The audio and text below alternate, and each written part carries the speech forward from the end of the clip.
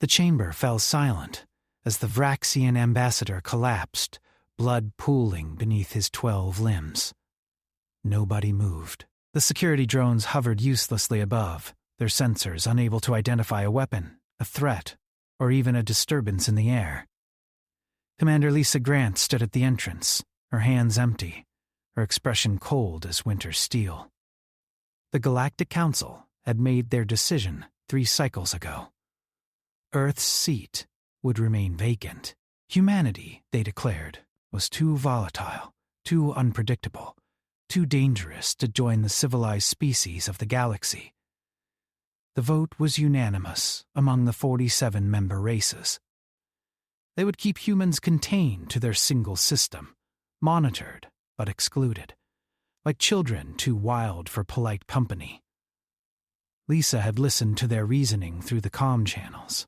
Humans were too aggressive, they said, too emotional, too willing to sacrifice themselves for abstract concepts like honor and loyalty.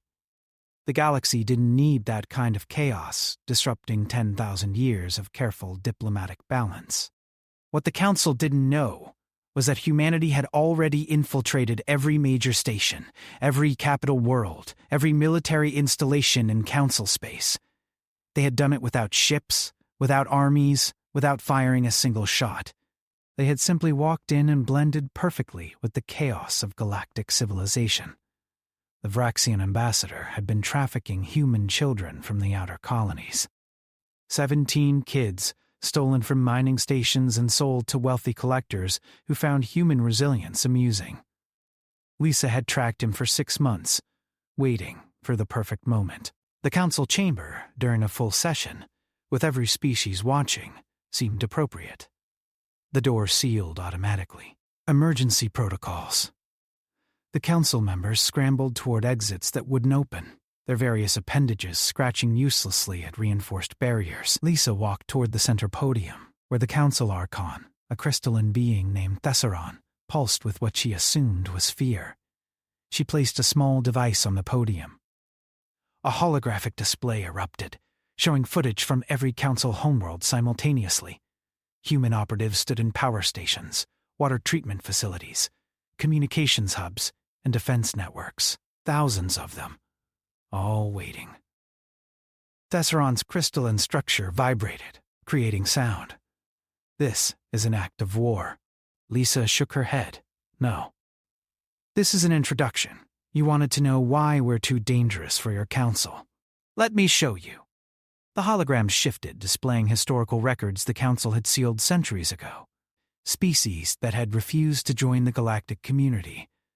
Species that had been quietly eliminated. Their worlds sterilized.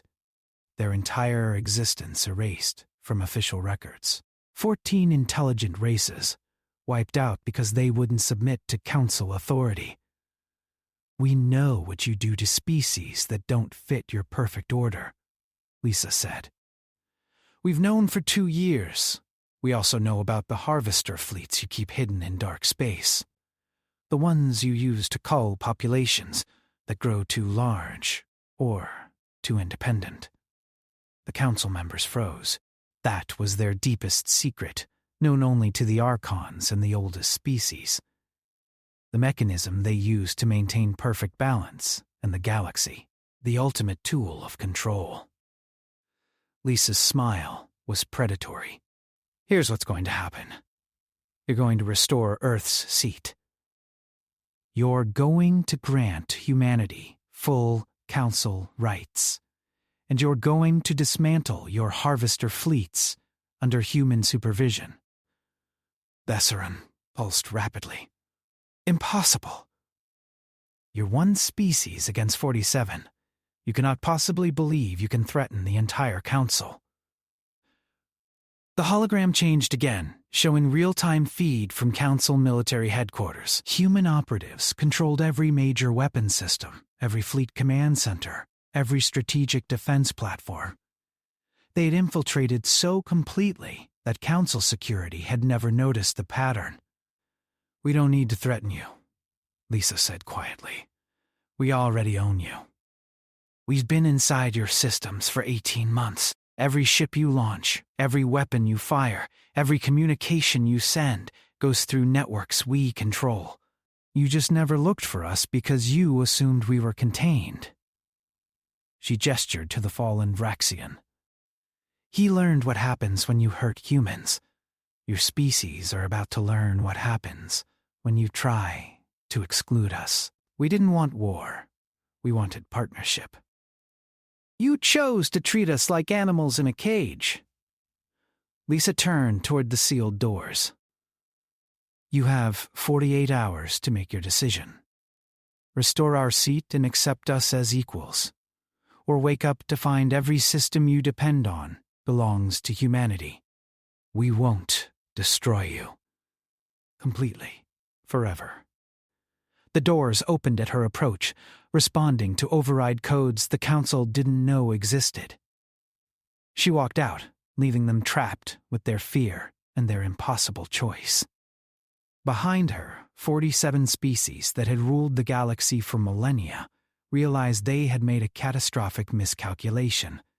Humanity wasn't too dangerous to join the Council. They were too dangerous to exclude. 2 hours after Lisa left the Council chamber, alarms screamed across Thessaron Prime, the galactic capital. The crystalline towers that housed the Archon Collective blazed with emergency lighting. Every Council representative had been transported to secure bunkers deep beneath the planet's surface. Military commanders from 24 species gathered in the Strategic Operations Center, staring at displays that showed the impossible. Colonel Jake Morrison sat in a cafe on the residential level, sipping coffee and watching the chaos through the windows. Raxian security forces rushed past, their weapons powered and ready, searching for threats they couldn't identify. Jake smiled and took another sip. The coffee here was terrible, nothing like Earth's, but he'd gotten used to it over the past year. His neural implant chimed softly. A message from Commander Grant. Phase 2 initiated. Maintain position and stand by. Jake acknowledged and returned to his coffee. Around him, dozens of other humans did the same. Office workers, maintenance crew, food service employees. All ordinary people living ordinary lives in the heart of galactic civilization. None of them carried weapons. None of them had military gear. They didn't need any. In the bunker beneath Thessaron Prime, Admiral Kresh of the Draconid Empire slammed his clawed fist against the tactical display. How did they penetrate? Our networks. We have quantum encryption, biological verification, psionic security protocols. It should be impossible.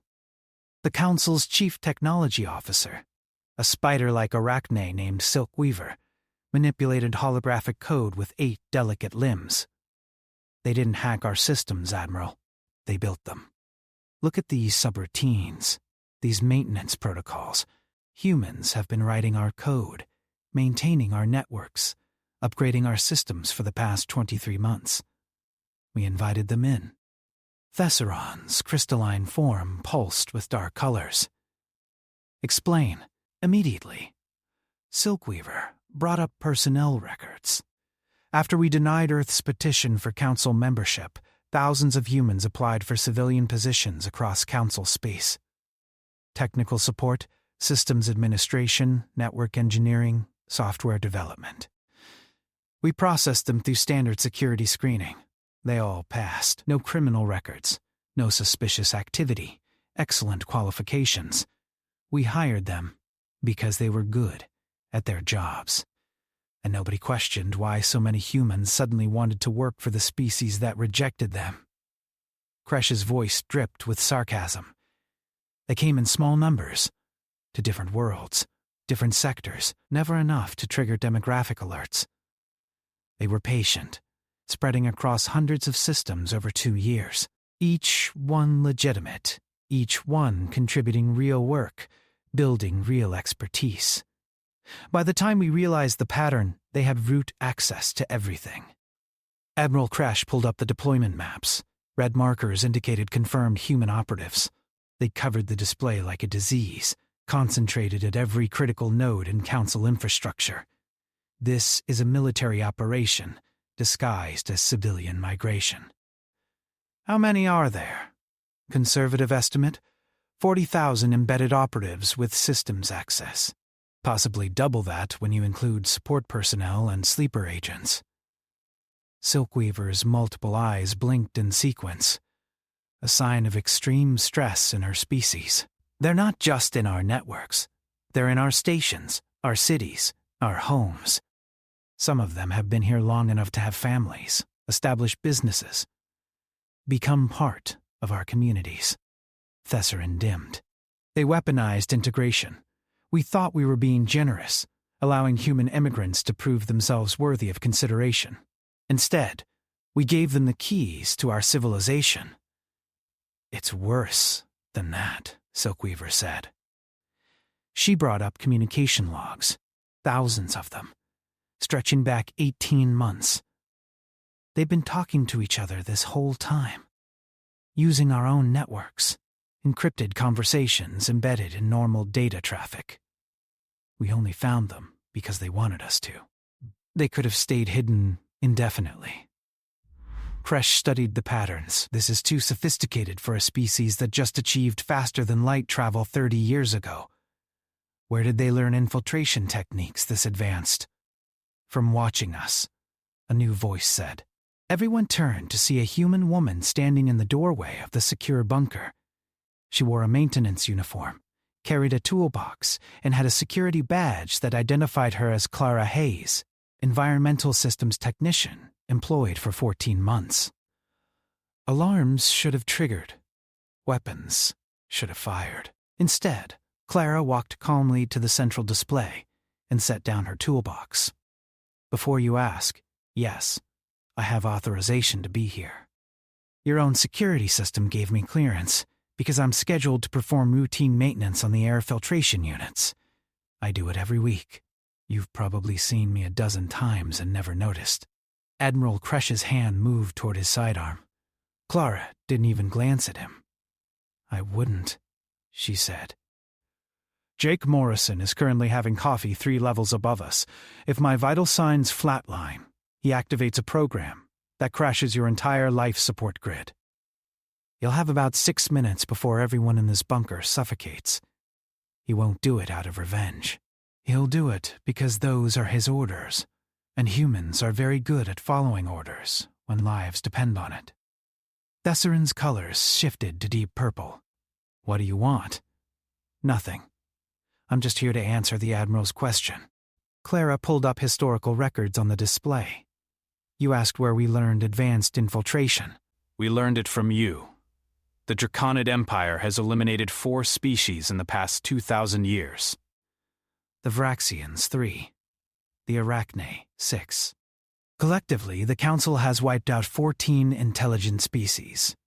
We studied every record we could find, every fragment of data you didn't completely erase. She zoomed in on specific incidents. The Caltharians resisted Council membership. You infiltrated their government over 30 years, replaced key officials with mind-controlled puppets, then triggered a civil war that destroyed their civilization. The Praxians refused to share their jump drive technology. You embedded agents in their research facilities, stole the designs, then released a biological weapon that sterilized their entire species. Should I continue? The bunker fell silent. Clara continued without emotion. We found patterns in how you operate. Long-term infiltration. Patience, building trust before striking, exploiting the target's own systems against them. We realized that if we wanted to survive contact with the Council, we needed to be better at your own tactics than you are. So you infiltrated us first? Kresh said quietly. No. We infiltrated you only. There is no second. We saw what you do to species that don't submit, and we decided that if we couldn't join you as equals, we would own you completely. We spent 2 years becoming indispensable to your civilization. Your ships run on code we optimized. Your stations breathe air we purify. Your communications flow through networks we maintain. You depend on us now, even though you didn't want us. Silkweaver trembled. You could destroy us at any moment. Clara shook her head. We don't want destruction. We want a seat at the table. We want Earth recognized as an equal partner in galactic civilization. We want the harvester fleets dismantled, so no other species faces extinction for refusing to submit. And we want accountability for the 14 races you erased. And if we refuse? Thessarin asked. Then tomorrow morning, every council citizen wakes up to find their government doesn't control anything anymore. We do. Your military answers to human commanders. Your economy runs on human-managed systems. Your leaders make decisions we allow them to make. You won't be destroyed. You'll just be vassals in your own empire. Clara picked up her toolbox. I have actual work to do. The filtration system in Sector 7 needs recalibration. You have 46 hours left to decide. Choose wisely. She walked out, past security that couldn't stop her, through doors that opened automatically, back to the maintenance tunnels where she belonged. Behind her, the most powerful beings in the galaxy struggled with the reality that they had already lost. The Council emergency session convened 16 hours after Clara's visit. All 47 species sent their senior representatives, though now everyone knew the meeting was partly theater. Humans monitored every word, watched every gesture, analyzed every decision. The Watchers had become the watched. Chancellor Vorin of the Kale Consortium, his 6 eyes scanning the assembled delegates. The Kale were traders, negotiators, the species that had built the economic framework underlying galactic civilization. If anyone could find a diplomatic solution, it would be them. We face an unprecedented situation, Vorin began. For the first time in Council history, we have been outmaneuvered by a species we considered primitive. The question before us is not whether humanity has the capability to enforce their demands. Clearly, they do. The question is whether we respond with dignity or with desperate resistance. Senator Draxus of the Vraxian Consortium rose from his seat. They murdered our ambassador in this very chamber. They threaten our sovereignty. You speak of dignity while we're being held hostage? Your ambassador, a human voice said from the observation gallery, was trafficking children, human children specifically. But we found evidence he'd done the same with Caltharian youth before that species was eliminated. Perhaps we should discuss why council law allowed him to operate for 6 years without consequence. Every head turned. A young man, maybe 30 years old, stood in the public seating area. He wore civilian clothes and carried no identification. Security moved to intercept him, but Vorin raised a hand to stop them. "Who are you?" the Chancellor asked. "Danny Cooper. I work in the archives, cataloging historical records. I've been here for 19 months. I'm also the person who compiled the evidence against Ambassador Thex. Would you like to see it?" Without waiting for permission, Danny activated a holographic display. Images filled the chamber, children of multiple species, transaction records, shipping manifests, communications between Thex and his clients. The evidence was overwhelming and nauseating. Senator Draxus's skin flushed dark purple. This is fabricated. Human propaganda designed to justify murder. "We pulled it from your own databases," Danny said calmly. Thex kept meticulous records, encrypted and hidden, but not well enough. The trafficking ring involved 12 council officials across 8 species. We have evidence on all of them. We were planning to present it formally through proper channels, but then you voted to keep Earth's seat vacant, and Commander Grant decided to accelerate our timeline. Vorin studied the data carefully. If this is genuine, and preliminary analysis suggests it is, then we have a corruption crisis that goes far beyond the human question. This council has failed in its most basic responsibility to protect the innocent. "Which is exactly why we're here," another voice said. Lisa Grant stepped into the chamber through the main entrance, flanked by 2 humans in simple business attire. No weapons, no armor, just 3 people walking into the heart of galactic power.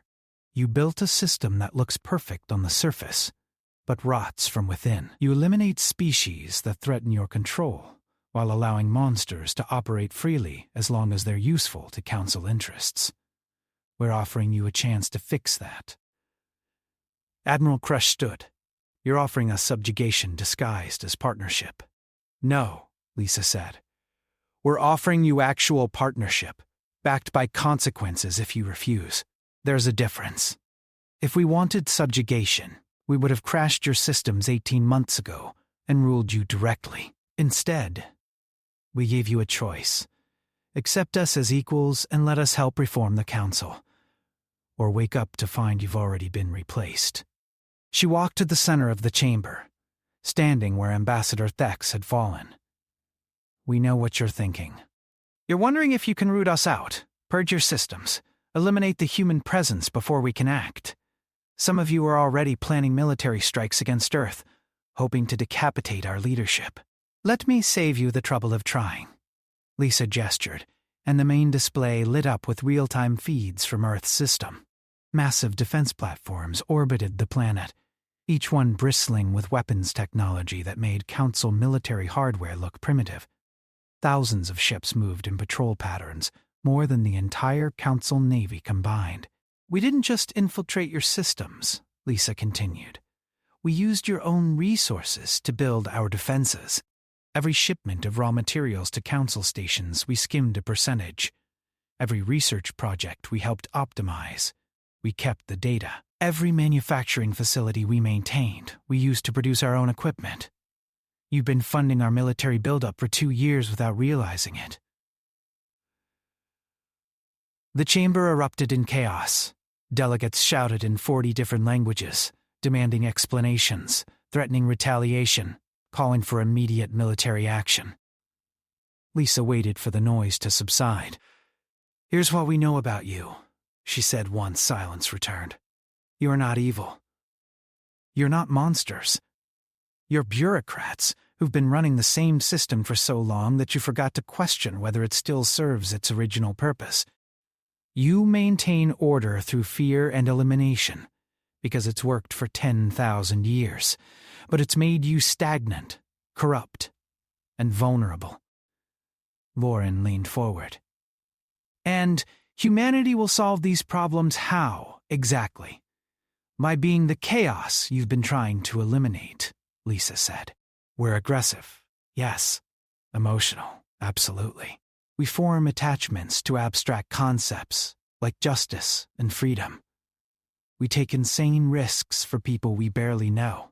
We refuse to accept that things have to stay the way they've always been. You see these as weaknesses. We see them as strengths. She pulled up comparative data showing technological advancement rates, social development indices, adaptation metrics. In 30 years, we've gone from primitive nuclear weapons to quantum drives that exceed your best technology. We've solved resource scarcity, eliminated most diseases, and begun terraforming 3 planets in our system. We did this while you watched and waited for us to destroy ourselves.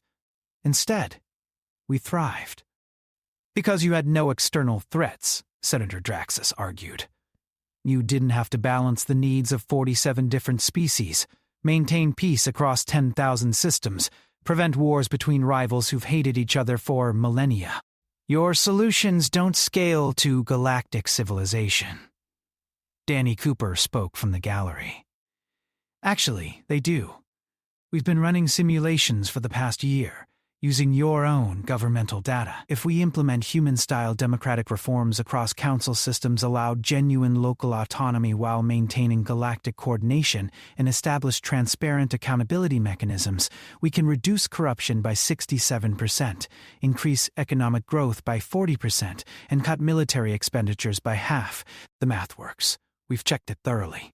Math is not reality, Kresh growled. Species don't behave like numbers in a simulation. No, Lisa agreed. They behave like people. Complicated, unpredictable, sometimes irrational people. Which is exactly why rigid control systems eventually fail. You need flexibility, adaptation, the ability to incorporate new ideas and new species without seeing them as threats.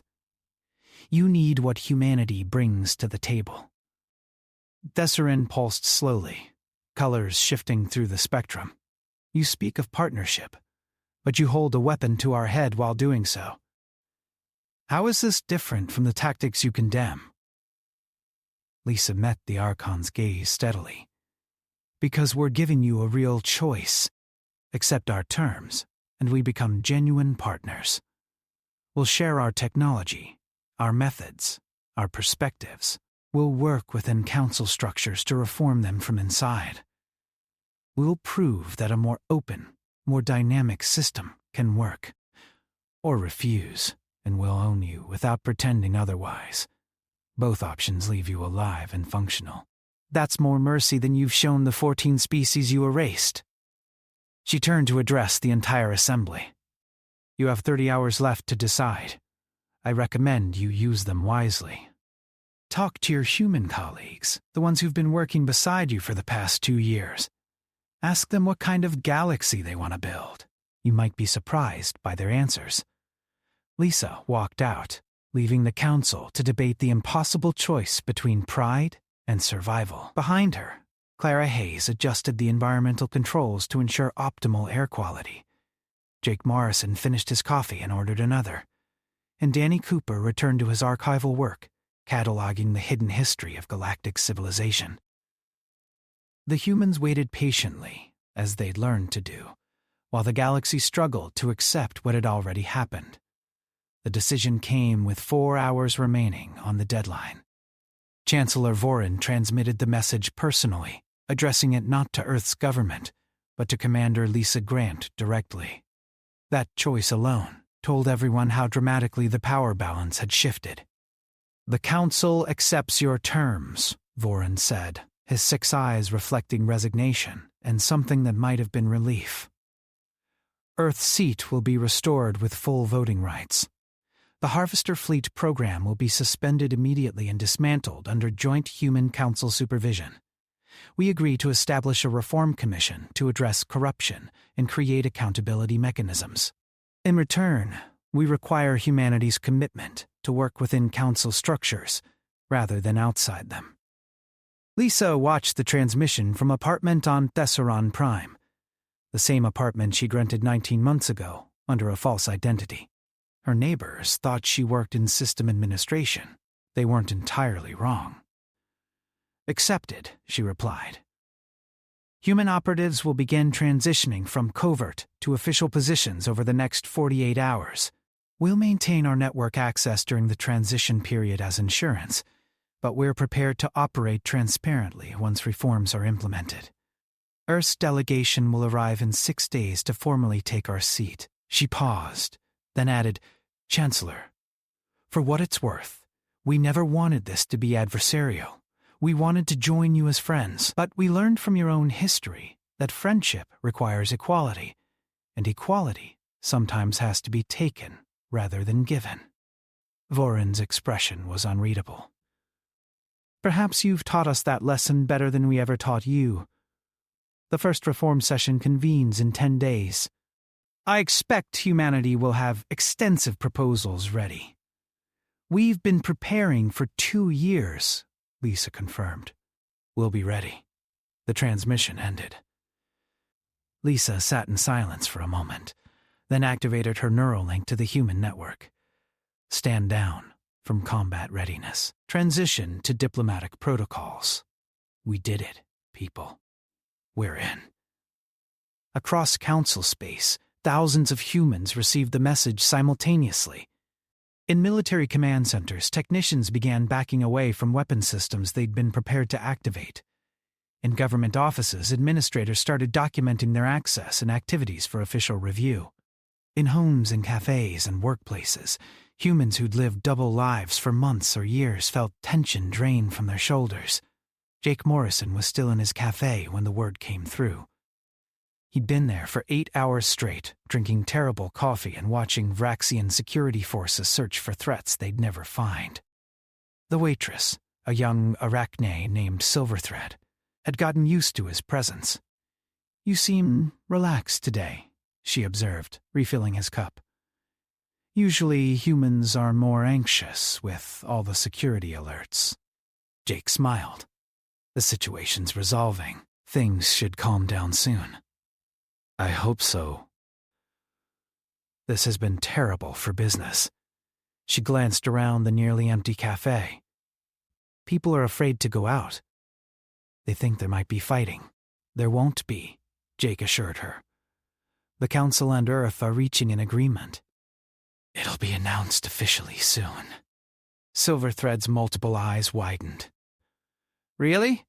But everyone said humanity was too dangerous to join the Council. What changed?" "Perspective," Jake said. "The Council realized that excluding us was more dangerous than including us. And we realized that forcing our way in wasn't the same as earning respect. So we found a middle ground."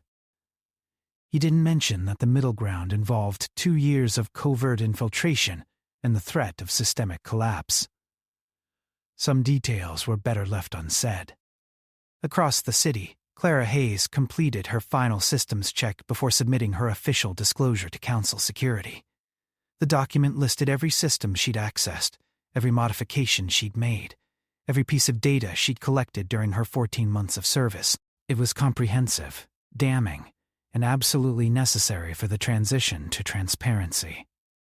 Her supervisor, a crystalline archon named Prism Shift, reviewed the document in stunned silence. "You've had root access to our life support systems for 11 months. You could have killed everyone in this facility at any time." "Yes," Clara agreed. "But I didn't. I kept you alive, actually. There was a cascade failure building in Sector 7 that your automated systems missed. I caught it 4 months ago and fixed it quietly. You would have lost atmosphere in the residential levels if I hadn't been monitoring things." Prism Shift's colors shifted rapidly, processing this information. "Why not report it through proper channels? Because at the time, humans weren't allowed to submit critical infrastructure reports. We weren't trusted. So I fixed it and documented everything, planning to disclose it eventually. That's what we've been doing across Council space, maintaining your systems better than you maintain them yourselves. Waiting for the day we could do it officially." "This is going to take time to process," Prism Shift admitted. "I know," Clara said. "That's why we're giving you complete documentation now. No more secrets, no more hidden access. From this point forward, we work together openly, or not at all." In the Council archives, Danny Cooper was having a similar conversation with his supervisor, an elderly Kale named Goldscale, who'd spent 300 years managing historical records. "You've been compiling evidence of Council crimes for 19 months, Goldscale said, scrolling through Danny's disclosure. "Trafficking, genocide, corruption. This is enough to destabilize our entire government." "That's not our goal," Danny said. "We want accountability and reform, not chaos. The evidence will be released gradually, through proper legal channels, with full context and opportunity for response. We're not trying to destroy the Council. We're trying to save it from itself." Goldscale set down the data tablet. "I've been doing this job since before your species developed writing. I've seen civilizations rise and fall. I've watched the Council make decisions I disagreed with, choices that haunted me for decades. But I stayed silent because I believed the system would eventually correct itself." "And did it?" Danny asked quietly. "No," Goldscale admitted. "It got worse, more rigid, more willing to sacrifice principles for stability. We became the thing we were created to prevent, an empire that maintains peace through fear." The old Kale looked at Danny with something like hope. "Maybe you can fix what we broke. Maybe fresh perspective is exactly what we need." "We'll try," Danny promised. "But we'll need help from people like you. People who remember what the Council was supposed to be, who can guide us toward being better, without losing what works." Similar conversations were happening across council space as humans disclosed their activities and began the delicate work of transitioning from infiltrators to partners. It wasn't smooth. There was anger, fear, resentment at being outmaneuvered, but there was also relief that the crisis had resolved without violence, and cautious optimism about what might come next. On Earth, President Hammond addressed the planet in a broadcast that reached every human settlement in the solar system. Today, we achieved what seemed impossible 3 years ago. We secured our place in galactic civilization, not through war, but through determination, planning, and the willingness to do whatever was necessary to protect our species.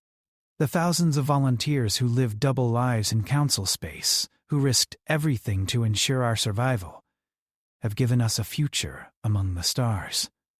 She paused, her expression serious. But this is only the beginning. We've forced our way to the table, but now we have to prove we deserve to stay there. We have to show the galaxy that human values, human innovation, human stubbornness can make civilization better for everyone. This will take time, patience, and wisdom. It will require us to listen as much as we speak, to learn as much as we teach. The Council kept Earth's seat vacant because they feared what we represent: change, unpredictability, the refusal to accept that things must always be as they've been. They were right to fear that. We will change the galaxy. But if we're wise, if we're careful, if we remember why we fought so hard to be included, we'll change it for the better. 6 days later, the Earth delegation arrived at Thesseron Prime, aboard the newly commissioned ECS Unity, a ship that combined human engineering with Council technology in ways that shouldn't have been possible yet. The delegation included diplomats, scientists, military advisors, and representatives from every major Earth nation and colony. Lisa Grant wasn't among them. She'd been offered a position on the delegation, but declined. Her job was done. She'd forced open the door. Others would walk through it. She returned to Earth on a commercial transport, sitting in economy class next to a Draconid merchant who spent the entire flight complaining about new trade regulations. When they landed in New York, Lisa took a train to her childhood home in Colorado. Her mother was waiting on the porch, just like always. "So," her mother said, pulling her into a hug, "you saved humanity from being wiped out by an alien empire. How does that feel?" Lisa laughed. "Exhausting. I'm ready to sleep for about a week." "You can sleep after dinner. I made your favorite." They went inside, leaving galactic politics behind for a few hours. Outside, the sun set over mountains that had stood for millions of years before humans developed language, before they built cities, before they reached for the stars. The galaxy had changed, but Earth remained what it had always been: home. In the council chamber, Earth's seat was no longer vacant. Ambassador Chen Wei, a diplomat who'd spent 30 years preparing for a role she wasn't sure would ever exist, sat among the representatives of 47 other species and cast Earth's first official vote.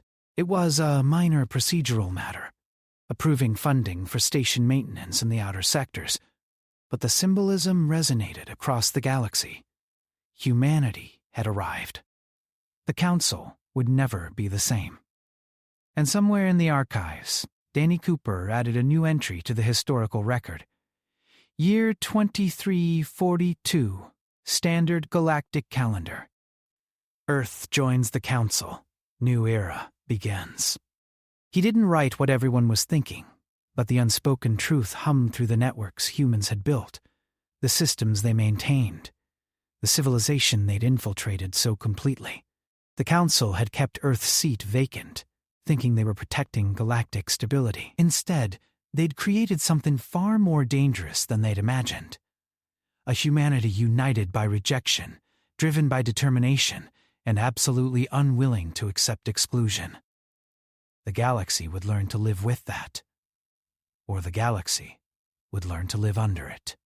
Either way, humanity was here to stay, and the Council had no one to blame but themselves for making it necessary. In the end, the seat had never been vacant. Humans had been there all along, watching, learning, preparing.